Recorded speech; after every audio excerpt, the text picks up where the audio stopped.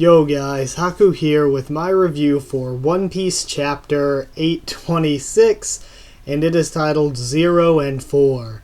And man, this was a good one. There was just it was one of those where I'm gonna say it was really good because it had so much content.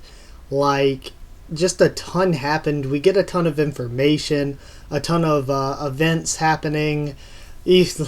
Not huge events or anything, but things happened, It's not one of those that was just information. The story also moved forward, going somewhere.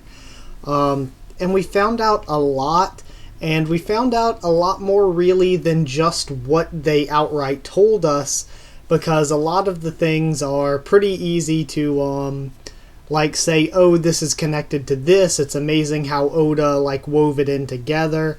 And, one thing, I'm gonna have a video. I recorded it right after I did my live reaction with my prediction of Yonji and, Reiju's powers.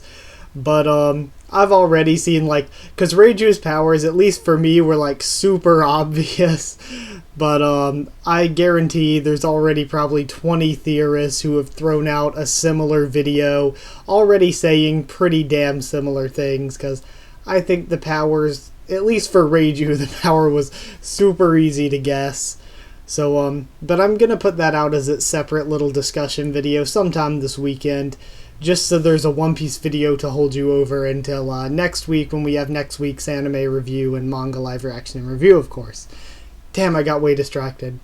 But can I just talk about how much I freaking love, that Sanji has a sister. Not just Reiju being Reiju. It's a really cool character design, and I really like it. Especially if the powers I'm thinking for it are the actual powers. Then it will be even more badass. But just him having a sister. Because I feel like, how I've always talked about those, the bandwagon type of theories where somebody along the way made a Raizo was Princess of Wano video, and then it seemed like there were 20,000 Raizo was a princess theories going around, and then the same thing with the moon theories and stuff. Well, I kind of felt like Sanji not having a mom, or his mom being killed or something, was that for this arc. There were just it seemed to me like a ton of people saying, oh, there are no women in the Vinsmokes, they mistreat women, or they don't have women or something. And there were just so many people saying that I love that this chapter came along and just sort of kicked it in the face with Reiju being here. A side note, though, to this chapter, the Vinsmokes with their whole color coordination and the fancy, weird get-ups, they totally look like some Power Rangers old-time Super Sentai stuff. Or, Super Science Team Gatchaman, or whatever it was called, or Ninja Science Team Gatchaman. It is some, old Sentai type stuff going on. Which I don't know how I feel about. I don't know if I like that theme, but it could be funny going forward. I kind of would have liked a more serious assassin-like theme, but this is funny too. I don't mind it. Especially if it goes in a, good way. And that may not even be the theme. It just looks like it to me. But, I'm gonna start breaking down the chapter part by part. The first part, of course, being the cover. And the cover, of course, we got to see Mihawk again, which, of course, I always like to see Mihawk. He's a freaking Shichibukai, has been since the beginning of the series, and just a badass guy all around.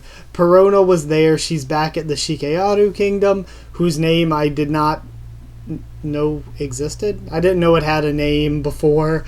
And they had the baboons, the baboons with them, and they were planting their gardens and stuff, or tilling the field. Is that what it is? Tilling the field out at the little island that Mihawk has.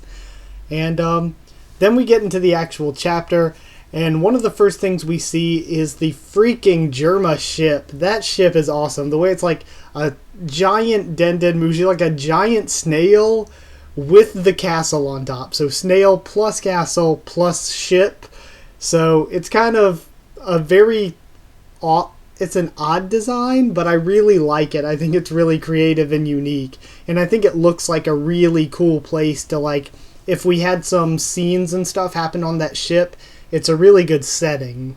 So everybody thinks the guy that everybody's theorizing is Sanji's brother. Everybody thought that he was Sanji, which led to some funny stuff, and Carrot was freaking cute, freaking adorable. Like, rabbit boys for life. We rabbit boys. We are in it for our goddess Karis, the Usagi Hime. Man, Karis is just so cute. But back on topic. Turns out he is Yonji, Sanji's younger brother. Of course, Yon being 4 and San being 3. That I think at least I did think that most fans sort of understood that theme was a possibility, because a lot of people were talking about it.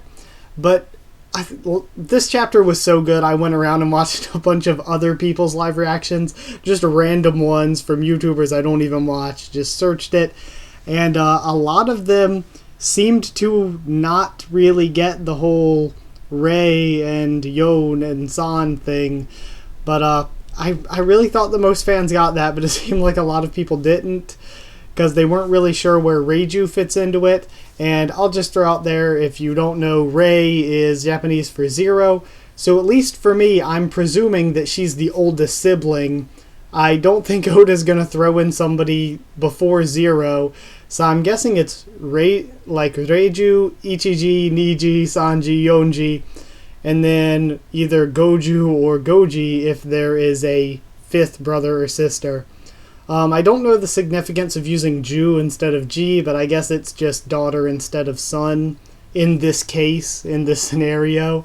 It's more of a play on words, like a lot of One Piece names are. Like, Carrot is just Carrot because she's a rabbit, and Wanda is...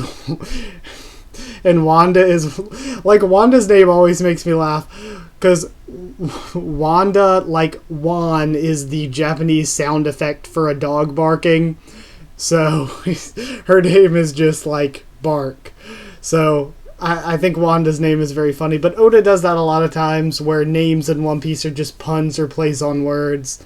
So, the Ju and G at the end of the name may not even have any significance at all. But back on Yonji, talking about his design, he has these cool gauntlets that are really big, and the boots as well. And it seems like Reiju has them too. So, I feel like Yonji probably doesn't have a devil fruit. Like, she bitch kicks him into the water after he tries to talk all big, talk all cool, like, if you want stuff to heal Luffy's poison, come steal it from me like a pirate. He tries to talk all big and then gets one shot. Thinking about that, like, to all those people out there saying Bellamy can't be a Vinsmoke, Yonji's gotten one-shotted already. Maybe getting one-shotted is a something else that runs in the Vinsmoke family. But maybe that was our hint. Bellamy, Yonji, they're definitely brothers. They are the Scrub Lord brothers of the Vinsmoke family. But he tries to talk cool, gets kicked into the water by Reiju, and he floats up out of it using the technologically advanced stuff that the Vinsmoke apparently have. And I think that his powers are going to be mostly revolving around that. He could always be a devil fruit user, and the technology helped pull him out of the water even though he has a devil fruit. And maybe that's the whole reason they wear it, is in case they fall into the water with devil fruits. But personally, I think that he probably doesn't, and I see his character as maybe more of a gearhead, maybe more just uses the technological stuff, and that's the extent of his fighting style. And that's kind of taking away a bit from my discussion. I go more into depth on his and Reiju's powers in my discussions this weekend. So I'm just going to ignore the powers for now and talk more about the design, I guess. I like the design of both of them. Reiju's design I like a lot more than Yonji's. Yonji is just kind of, like I said, he's kind of a scrub lord.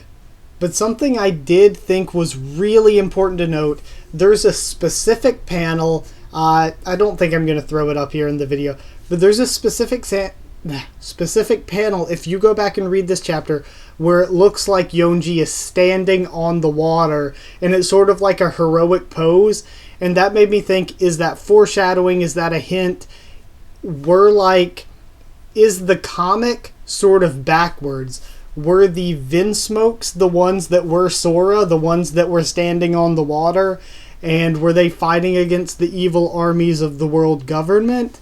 That could be a total possibility in my opinion, because it just, when I saw that panel, like rereading it to write this review, I was like, holy shit, is that an intentional hint that the Vinsmokes or some Vinsmoke ancestor was Sora?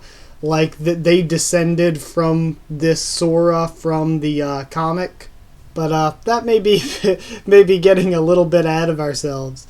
But we do find out that from Brook and Reiju talking, that they're still royals. They can participate in the reverie, which to me is kind of insane. It seems like the government would not want them participating in the reverie, but they're just wandering. They're a wandering nation. They have no land to call their own, but they're still just, the Germa is a nation, and the Vinsmokes are their royal family. So Sanji is still a prince, I would guess, because I'm guessing that, yeah, his father would be the king, would be the leader of the Vinsmokes, right? That would make him the prince. So Luffy has his first kiss when Reiju comes and sucks the poison out of him. And again, this has to do with her powers. It'll be in the discussion. But like, that was a really cool scene and a really good way of showing it without exactly specifically telling us. I mean, I think a lot of people can guess it. Hers were a bit, like, just out there. Oda threw it out there for us to guess at. And it doesn't seem that difficult to guess at. And when it comes to, after that, Luffy wakes up. And it's really funny seeing him interact with Reiju. And she's really nice to him. Which, to me, like, I didn't want us to be allies with the Vinsmokes and with Big Mom's crew, but it keeps looking more and more likely, because all the people we're meeting aren't being, like, really bad to us from either Big Mom's crew or from the Vinsmokes. So, I mean, I didn't want us to ally with them, but it looks like it could really go that way. And then, of course, Reiju talks about the Duval incident as well, and that's really cool because it ties in from all the way back then. Like what he said about people hunting him, it all ties in. That is incredible forethought and foreshadowing on Oda's part. Like, that's pretty crazy. That is way ahead of time. And lastly with them, we find out that Reiju and Yonji came to meet Sanji, and Sanji might be with their father or he might be with Big Mom, but they got lost, and they don't attack the Straw Hats because they say, you know, it would, like, interrupt the wedding if we cause a big scene out here and get, like, everybody to, like, mobilize their forces or whatever, so we should just lay low and go our separate ways. So again, that's really cool of them. They don't really seem like bad people to me. They don't seem much like assassins even. And beyond that, oh yeah, and Sanji could have already met his father. He could already be with Big Mom. Because, remember, it's been a few days since we've seen Sanji. The stuff that happened with Sanji on the ship with Tamago, that was a few days from where we are currently in the storyline, a few days back. So we could have had some things change from Sanji's situation from then until now. And then at the very end, we get Aladdin under the water saying, you know, what are your orders? Straw Hat Luffy is here. Jinbei. So Jinbei is back. It again kind of worries me if Jinbei has his crew. I thought Jinbei was going to join as a Straw Hat, but if he has his crew with him, then Jinbei might just join as an ally like Law, or hell, he could even just join as a member of the Grand Fleet. So that I'm not sure how I feel that much about. Because, of course, Aladdin, we saw him in the Fisher Tiger flashback. He was a former slave and became the ship doctor of the Sun Pirates. So, he's the doctor of Jinbei's crew, presumably. I don't know, maybe Jinbei will join the Straw Hats and tell his crew, you can go home, guys. So, that's always a total possibility as well. But I'm sort of worried now that Jinbei won't be a Straw Hat. So, I think I kind of over-discussed every point I wanted to hit in this. So just in general, I'll say that it was a great chapter. I mean, the art for it was really good, but the amount that we went through, like, we just got a ton of content, and that's sort of the biggest thing for me with a weekly series. Like, I mean, the biggest thing, of course, is quality, but a big part of quality to me is how much content you get in a week, and this was a lot. We moved a lot in a week. I really am very happy with all that happened with this chapter, and we got a lot of good reveals too, a lot of really great ones. We have Jinbei coming back confirmed. We see Aladdin is with him, presumably doing whatever, trying to save Sanji, and of course we meet two of Sanji's siblings and we go our separate ways from them. We just got into a lot, and I'm super happy with this chapter. So I'm going to give it like 9.5 Super Sentai siblings out of 10. Yeah, 9.5 out of 10, because it was really damn good. I'm not going to give it a 10 out of 10, because, I mean, there are some chapters that blow this one out of the water, but it definitely deserves at least a very, very close to perfect score. So let me know what you think. Like if you liked the video. Comment down there. Tell me what you thought of my thoughts on the chapter and what you thought of the chapter as well. I guess subscribe. Of course, check out the channel, subscribe for more One Piece, Tower of God, The Walking Dead, Kisniver, Pokemon, a bunch of other stuff. Just if you want to, check it out and subscribe. Same thing goes with following on Twitter. I'll try to tweet out and keep you updated whenever I post a new video or if I push anything back that I was planning. Try to keep you updated there as best I can. So, yeah, that's it. Thank you once again so much for watching, and I'll see you all next time.